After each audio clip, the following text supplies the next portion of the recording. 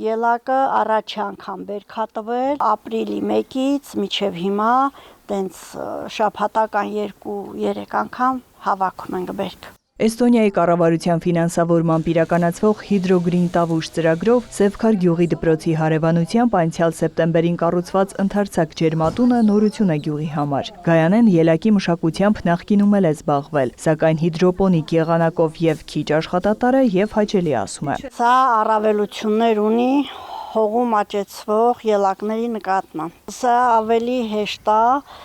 ուստեղ ավելի շատ ջուրը խնայվողությամբ ենք օգտագործում, կաթիլային միացրած սնուցումը ստանում ջրում ենք, միևնույն ժամանակ օրգանական պարտանյութերը կաթիլային եղանակով հասնում բույսերին, միջատներից, վնասատուներից պաշտպանելու համար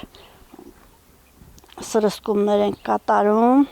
պարբերաբար։ Թեև ուսումնական տարին ավարտվել է, սակայն դպրոցի աշակերտները հասցրել են ճաշակել նորահաս ելակը եւ ոչ միայն դպրոցական սնունդ ծրագրով։ Առատ բերքից բաժին են հանել նաեւ մանկապարտեզի երեխաներին։ Դպրոցում ջերմատունը կարևորում են մի քանի առումով։ Խանները անմիջապես շփվում են գյուղատնտեսության հետ, սովորում են թե ինչպես պետք է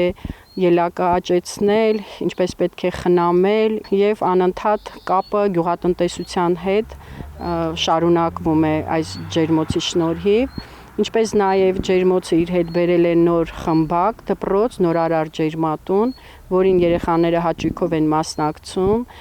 եւ հենց այդ խմբակի շրջանակներում իրականացնել ենք բազմաթիվ նախագծեր։ Գարնանից ջերմատանը նաև լոլիկ են աճեցնում, առաջին բերքին են սպասում, իսկ գյուղում սա ելակի առաջին ջերմատունն է։ Դպրոցում համոզված են, երեխաները իրենց գիտելիքները տուն տանելով փոխանցելով տնեցիներին կարող են նպաստել նորարար մտքի տարածմանը։ Արդյունքում դպրոցի ջերմատունը Սևքարում միակը չի լինի։